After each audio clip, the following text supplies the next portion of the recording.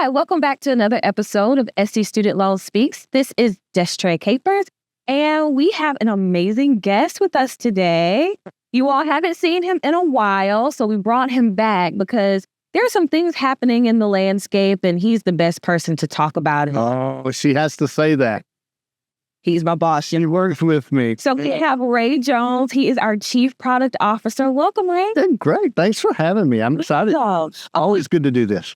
We love having you. Yes. So tell me about what a Chief Product Officer does. Oh, I'm kind of like everybody else here. I do what I'm told to start, right? We all answer to somebody, but a Chief Product Officer, as it relates to South Carolina student loan, there are probably different ideas about it depending on where you are, but we provide financial assistance for students to attend college and hopefully get out and find a career and those kinds of things. So one of my jobs is to make sure that the products that we offer, the different types of loans that we offer, fits those needs. Are we making sure that we're being very competitive in the market? Are we providing access to the students that need it most? And then are these products working in relation to getting those students not only in college, but getting them out and getting them into a good career? Yeah. So I oversee what those products look like, tweaking and changing our terms of the current products that we have. And then,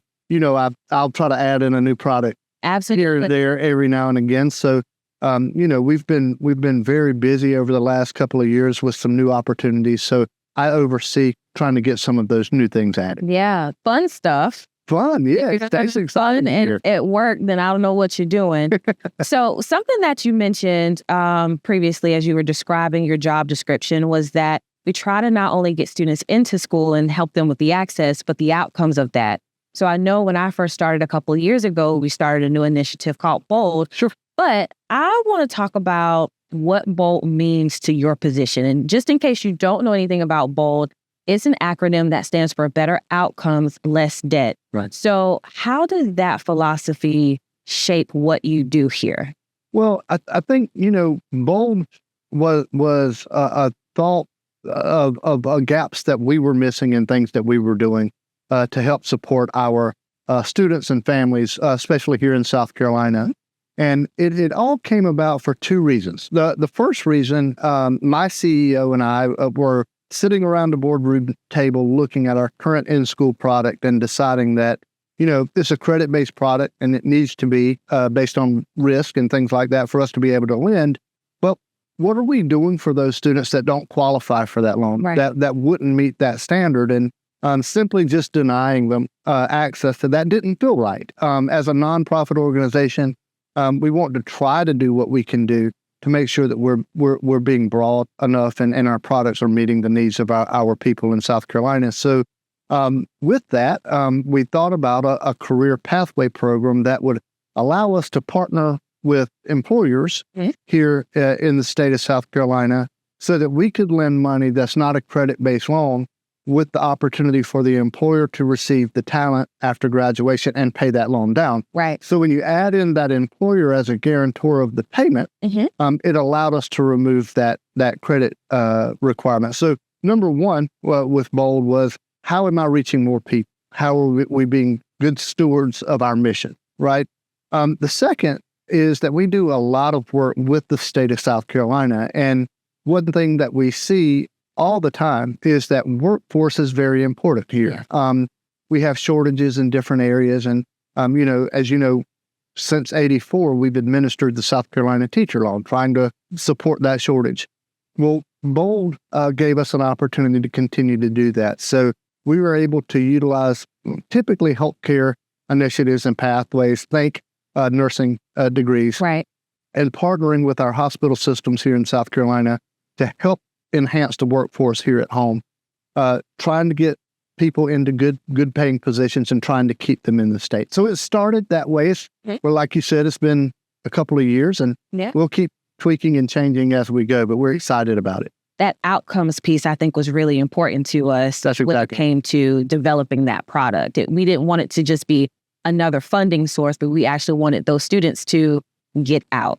So one of the features of that is that it's the last 2 years of their education versus trying to fund all of their education. Right. What we see oftentimes, and this is just normal in the career path of a college student, is you see people changing majors, for example, making different decisions. And not all of us know at 18 that we want to work at South Carolina Student Law, right? Me included, right?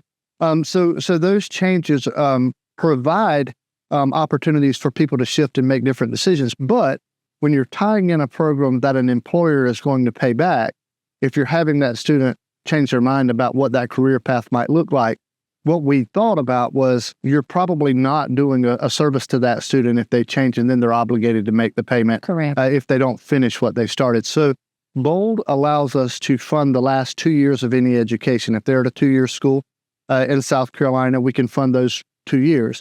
If they're going to USC or Clemson or one of our public colleges and they're going to be a nurse, we'll fund the junior and senior year. And same for graduate studies. If it's a 2-year graduate program, we can fund that. And what we've found is that those students that have made it to those last 2 years of their education typically have a really good chance of finishing, and they typically know where they want to be when they graduate. So it gives us an opportunity to have some structure surrounding the promises that we're trying to make to those employers as well. Absolutely. Absolutely. So it sounds like you're very passionate about... Love it. I'm just the only thing I'm qualified for, so I have to be passionate about it. Not only access, but outcomes. And I think our traditional products do a great job of access and outcomes, but we've found that gap. And BOLD is helping to bridge that gap in partnership with some of our employers and with the state. Absolutely. And I think, in theory, any loan for students needs to think about the back end of it. We want students to be successful in college and create that career that they're looking for. Otherwise, the return on investment for that higher education can be very expensive if we're not getting that back end support. Absolutely. Yep. Absolutely. So we can't talk about products at South Carolina Student Loan without speaking to what's happening in the landscape across the country, right?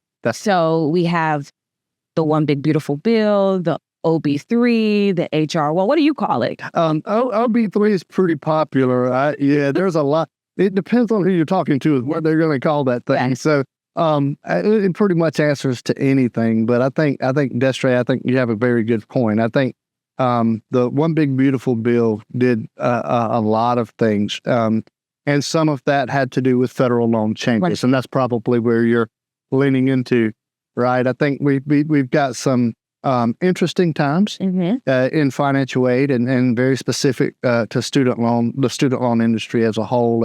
And one of the things that we have to look at here is how we can be supportive of that change, but how we can also create some success surrounding some of the opportunities and hurdles that it actually is going to create for some of our family. Yeah. So that created an opportunity for you to be creative. It does, yeah. Yes, in your position. So is there anything you can share with us about some ideas that you may have or how we're looking to make an impact in South Carolina? Well, first of all, it's probably a good idea. Let me just say, with that bill passing in July this coming year, just at a 30,000-foot view of this thing, some of the loan limits and loan programs in the federal loan world are either changing or going away. I'll give you an example. The Graduate Plus loan is typically a gap funding loan for graduate students that can help them fund their entire cost of education.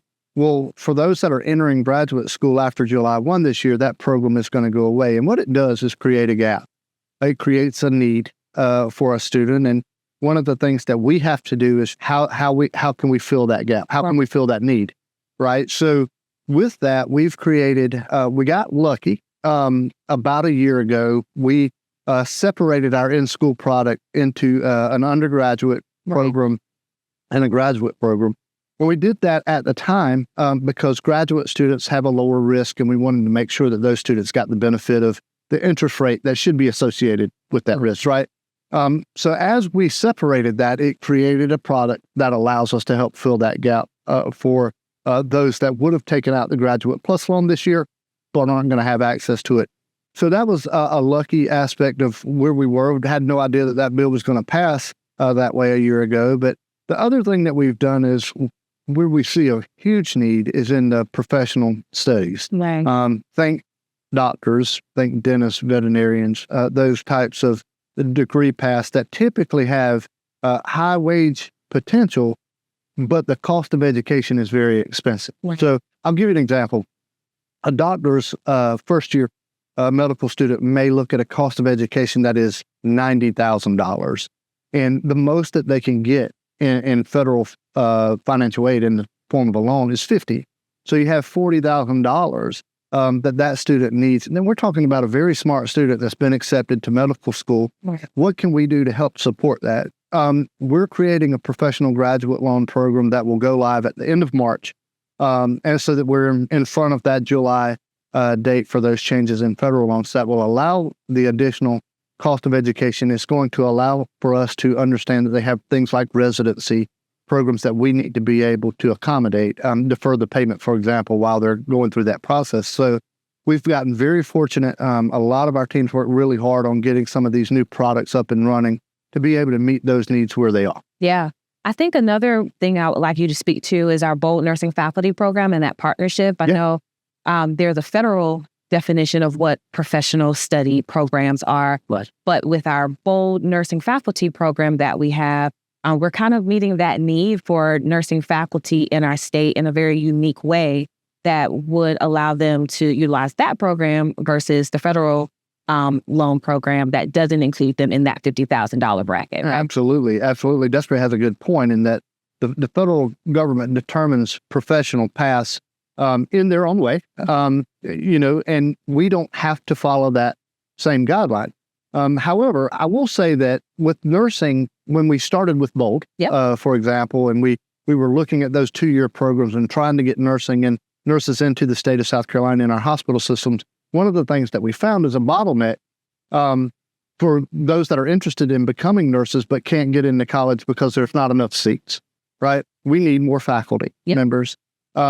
So with that conversation, we were having detailed conversations with the Commission on Higher Education here in South Carolina and trying to fulfill those needs. And one of the things that I think CHE did a really good job of was trying to partner that public-private partnership and allow us to fund some things with the state of South Carolina, seeing that there's a need there that they can help forgive. So with nursing faculty, the way that it works is if you have a graduate student that is in a nursing program and they're willing to finish that graduate degree, and as they go into nursing, if they're willing to become a faculty member at one of our public colleges and universities in the state of South Carolina, then those funds can be borrowed and the state of South Carolina will actually pay it down.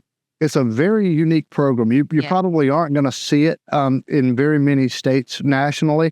You can borrow $30,000 per year in the program. So if it took you 2 years to finish, you would have $60,000 in debt. But the state of South Carolina, as you become a faculty member, pays that down basically for every loan you borrow, you take out, you work for 2 years. Right, yeah. So think of having a full $60,000 loan debt forgiven in 4 years. That's very, very impressive for the state of South Carolina, and we're just lucky to be a part of it. Yeah.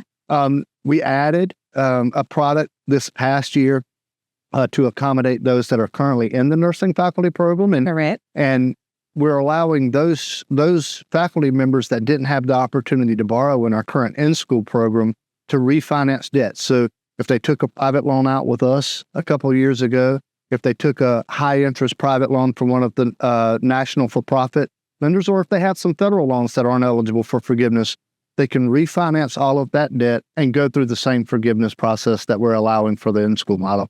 Very cool stuff. Very cool. Very unique. Oftentimes people talk about South Carolina and how we may not be at the top of any list. So, but I think we are leading the way with getting the state involved in supporting the workforce initiatives and shortages within the state. And we're just lucky to be part of it as a nonprofit here in South Carolina. It's been a great experience over the last 2 years, seeing some of the innovative work that we've been able to do. And quite honestly, it's not me. There's an enormous amount of people that sit around the table and figure out how we can best support students and families here in the state. And I think you can see that we're pretty innovative in that we've had interviews with the National Chamber of Commerce, seeing what some of these programs are doing because it's just so unique in our own state. So being able to put South Carolina first and being able to be in front of some of what this kind of thing is and leading the pack is exciting. Yeah. Exciting and fun stuff. Exciting in here. Yeah. I know we're geeking out over here. We like to talk about this kind of stuff. And I think more importantly, this podcast can be 3 hours long, by the way. We like to see the impact that it's making on the state. So I know that with the Bold Nursing Faculty Program, oftentimes when my team and I go out and talk about it, sure, you have nursing faculty who are like, what's the catch? Where's the gotcha? And it is life-changing when you're able to connect employment with loan forgiveness, where people already are passionate about what they're doing and they can continue to make the impact. And so I have tons of stories about nursing faculty members and nursing faculty students who are like, this is life-changing for us. So think of it this way. That the aggregate limit on a nursing faculty loan is $90,000. Correct. If you were going to pay that back over a 10-year period of time, that's an expensive mortgage, right? An expensive mortgage payment. If that $90,000 is being forgiven, we are allowing our nursing faculty members to have opportunities for cars, for homes, for extending families, things like that, that touch more than just their student loan debt. I think it helps the economy in the state of South Carolina and allows them to put back in and have some savings. I think when we start talking about outcomes, those are the outcomes that we're looking for, not just, hey, can you get out and get a job and pay this loan back? Correct. But are we doing something that's making the return on investment equally important in other aspects of life? And that's always fun to do. Yeah. Increasing their quality of life by way of education. Sure. Love it. Okay. So we have a lot of products here that are very strategic, right? So we listen to the landscape of South Carolina. We listen to what's happening in higher education and try to meet the needs. So we have some partnerships with the Commission on Higher Education, and we've talked about BOLD, but I want you to take a few moments to talk about our other partnership with them with the Teacher Loan Program. Absolutely. You know, this one of the things that I'm very proud of, and it started long before I got here, and I've been here 28 years. I've been here a long time. And when it started, I don't think I was alive. You might not have been alive. Yeah. No. We were able to we've been a great partner, and the state of South Carolina has been such a great supporter of ours forever. Since our inception in 1973, we had close ties to our state. And in 1984, there was a bill that passed that processed the South Carolina Teacher Loan Program in the state, and we were named the administrator of that program. And so we've been working really closely, not only with the commission, but the Education Oversight Committee here in the state, the Department of Education in the state of South Carolina in that program. And what it basically does is it tries to take really qualified students that are interested in teaching and help them have that loan forgiven through service. So think of it as another pay for success model in that hopefully we're getting teachers into the seats, into the classroom here in South Carolina. And with that, the state is going to pay down that debt. So we allow students to borrow as freshmen, sophomores, juniors, and seniors throughout their college career, with the understanding that as they graduate and they become a teacher, if they're teaching in either a critical needs subject or a critical geographic school, as defined by the state, that loan is canceled at 20% up to 33.33%, depending on where they're teaching and what subject they're in. So it's an exciting thing. You can borrow up to $27,500 in that program, and you can have that completely canceled. So if we have teachers out there, those that are interested in teaching, make sure that you're looking at that when you're talking to your education department at the college or you're talking to the financial aid office. Yeah. Because one of the things that we do see in that program is the need to make sure people are aware of it. Yeah. A lot of times when financial aid packages, for example, at a college are created for an 18-year-old going to school, they don't know that they need to create that South Carolina teacher loan as part of that financial aid award. So if you're interested in being a teacher, make sure your financial aid office knows about it. Yeah. And so here's a helpful tip. When you go to our website, there is an apply button. That's not the button you want if you want the teacher loan program. You actually want to go to Career Pathways and navigate to the Career Pathways, the teacher loan pathways page. And that will actually allow you to download the application. It's a paper application. And that's because it not only has to be completed by you, but it has to go to the education department and then the financial aid office. Okay. So you don't have to apply through our traditional pathway. Well, I say pathways like it's a career, but you don't use the online application for the teacher loan program. Correct. It is a paper application. And we can put some links in the description down low so you can find those pretty quickly on our website after you finish watching this podcast or listening to it. Yes. So that's an amazing program that's been around for, you said, it's 84. So yeah, so we're talking about 42 years. Something like that. Yeah, we've been around for a while. We're continuing to work toward trying to make that a little more efficient online as well. We have some goals with the state to try to get that thing into a better place. But I do have some very exciting news for teachers in South Carolina too. Okay. I think this is probably hot off the presses here. Not very many, exclusive. not very many people are going to know about this. I think we've had some really good conversations, like I mentioned, with the Education Oversight Committee, and one of the things that we've seen as a hurdle in the teacher loan program is, are we creating teachers for one, but are there teachers out there that didn't know about the teacher loan program and borrowed in other ways? They took out federal loans, they took out private loans like the South Carolina student loan that aren't eligible for that forgiveness based on teaching. And we knew that that's a problem. We get that phone call constantly from teachers that says, hey, the person beside me in the class beside me is having their loan canceled, and I didn't know about it. Yeah. So there's been a proviso for the 26-27 year that we create a teacher loan refinance program. Very exciting stuff. We believe that it's very important for us to get young people into the classroom, but it's very important for us to make sure that we're treating our current teachers the way that they need to be treated as well. You know, it's a hard job. I think between nursing and teaching, it's really more of a passion. And I'm a big fan of being able to support teachers. So we hope in the fall of this year that we're going to have an opportunity for those that didn't get to borrow in the teacher loan program to go through a process to refinance some of those other loans that they took out to get their education and become a teacher, and have those loans forgiven completely also. So it's exciting times for teachers as well. Absolutely. So stay tuned, because we will be able to update you on what's happening there. If you're not watching what's happening, I was going to call it the Hill. It's not the Hill, the State House. Yeah. I was in D.C. last week. Well, they got stairs up there too. You can. This is true. We'll be, when we get to a place that we can get that thing turned over, I'm sure there'll be some press about it, and we'll get some information out there, but it's really exciting. Yes, exciting times. Okay, so you've talked about a lot, which means you do a lot. I do, yes. In case my boss is around the corner, yeah, absolutely. So, you make an impact through the products that we develop here at South Carolina Student Loan, but if you had to think back on the almost 30 years that you've been here, what is something that keeps you up at night?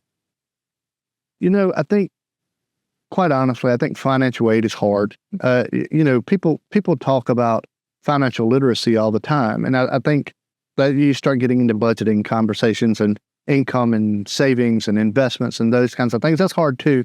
But if you take just the financial aid piece out of it, I think it's very difficult. Changes, there's federal regulations that apply to those things. It moves and it shifts and it bends.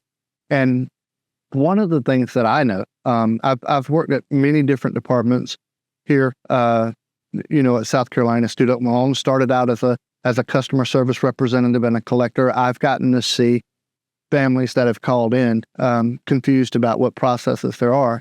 And one of the things that I know is that financial aid is an emotional decision. It's not necessarily built around a structure of well thought out things. We're trying to get kids into school. And mom and dad want better for their son and daughter than they had. And it makes it an emotional decision. And I think with an emotional decision, a lot of times people make irrational decisions about it, or they don't think things through. And some of the things that keeps me up at night is trying to make sure that South Carolina Student Loan is, one, trusted. Yes. That we're honest with students. We don't sell people on loans here. We try to make sure that they're borrowing responsibly when they're borrowing. We also understand that student loans, if you want to call it an evil, it's a necessary evil. I don't believe that it's a bad. Student loans are a good thing when people borrow responsibly, and it gets them into higher education, a place that they may not have been able to get to before. I took out loans at South Carolina Student Loan before I ever knew I would be working here. It worked out well for me. And I think the thing that keeps me up at night is that I want the success of what Alone can do for me to happen to other families. So our promise here has always been that when we create new products or we change our products, it's always trying to keep the customer, the student, and mom and dad in mind when we're trying to make better things for them. Yeah. And that's a good thing to keep you up at night. It keeps us honest. It keeps us mission driven, because as a nonprofit, we do have a mission. We do. And it keeps us centered here in South Carolina, where you have to be a resident of South Carolina or attend a South Carolina school. And so these are individuals that are at the grocery store, that are sitting next to us at games, that are out in the community. And so we definitely want to position ourselves as trusted advisors. Yeah. See, you know as well as I do, you get into times of the year. October, for example, is when families start completing the free application for federal student aid, the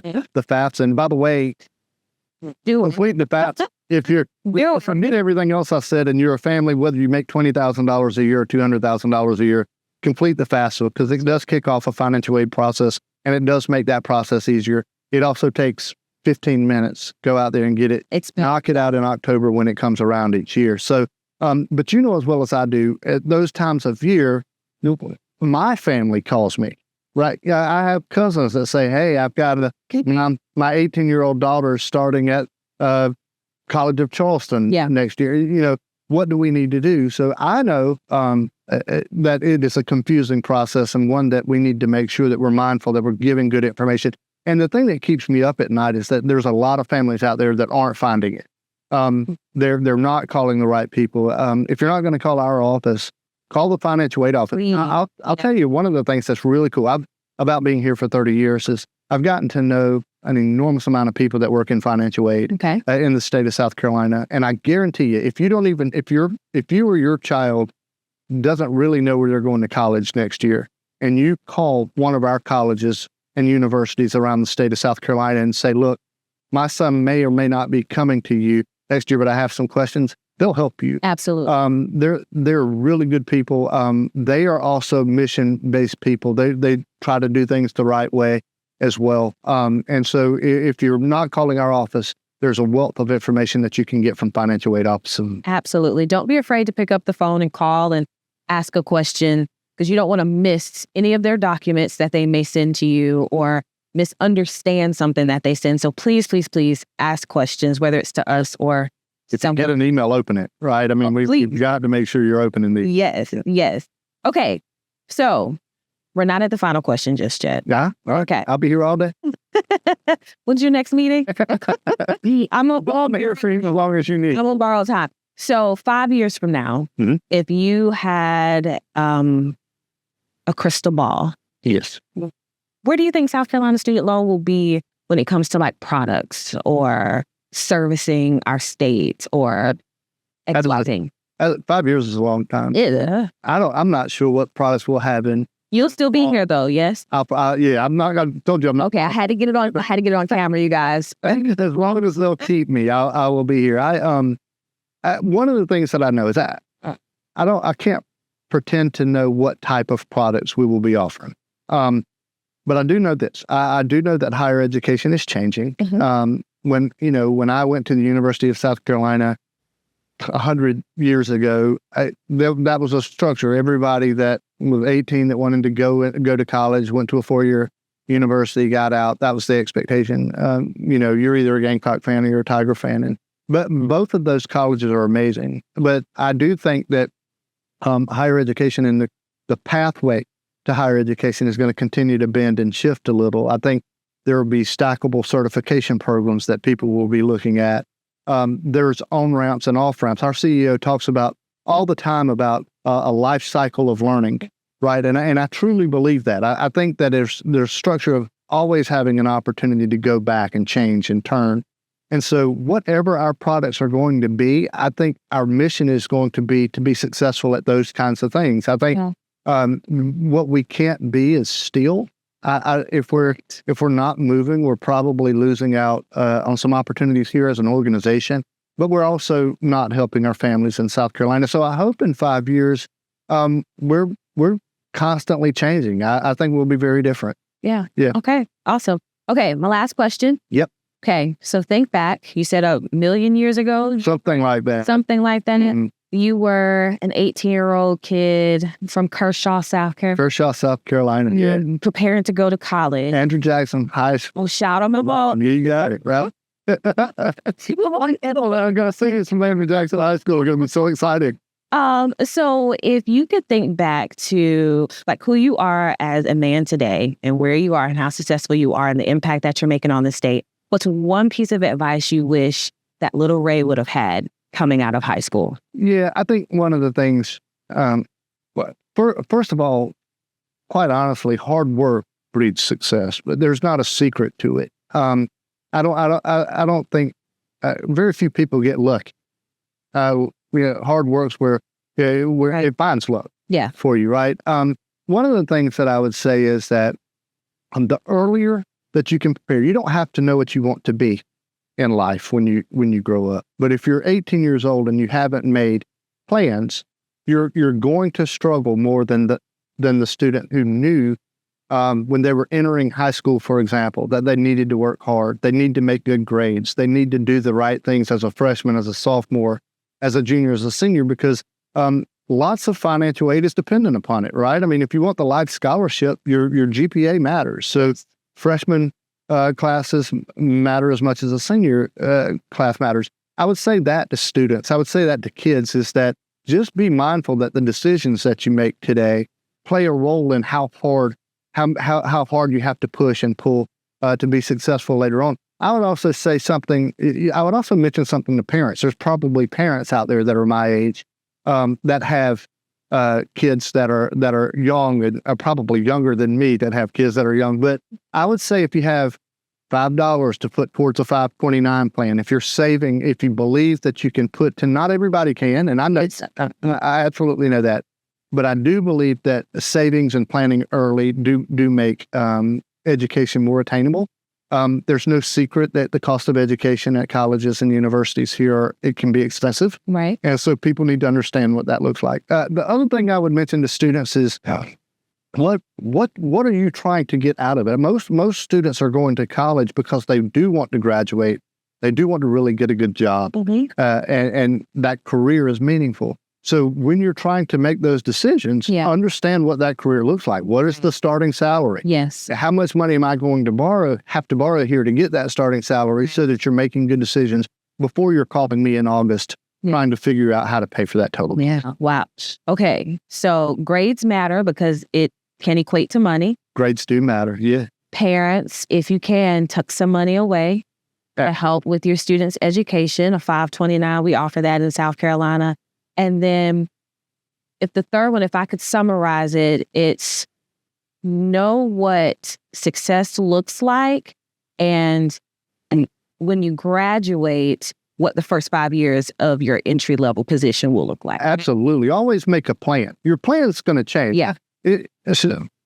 Students, 18-year-old kids, 22-year-old kids, 30-year-old kids, 50-year-old kids. There's always all kids. Yeah, absolutely. There should always be a plan. Yeah. It's no different than a company. Every year we have a strategic plan that goes out 5 years. And if you look at our strategic plan from last year to this year, it's changed. It's different. And things require us to change and pivot. I think that's fine. But if you start out with a plan and a decision about where you want to go, I think it's easier to make some of those changes along the way. Gotcha. So the third one, plan. Leave your options open. My wife would tell you I'm a horrible planner, by the way, but those who can do teach, right? Well, there you have it. So is there any last words you want to leave our viewers, our listeners here today? I think higher education is still so important. I think there's still an amazing return on investment for those that are willing to put in the work. There are secrets.